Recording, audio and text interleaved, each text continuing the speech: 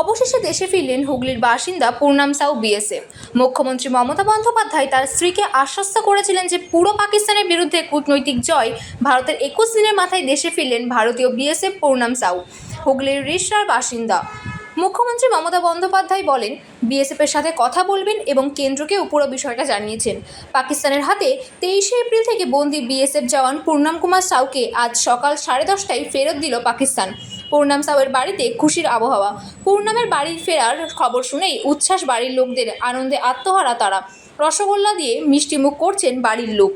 ये तो पाकिस्तान আপনার ছেলেকে ছেড়ে দিচ্ছে। हाँ छेड़ दीजिए। কেমন লাগছে কখন খবর? बहुत अच्छा लगता है, खुशी के बात है, अच्छा लगता है। हाँ আচ্ছা, हाँ, কখন জানতে পারলেন? ये फिर हम जाने 9:30 बजे। 9:30টার সময়। हाँ 9:30 बजे।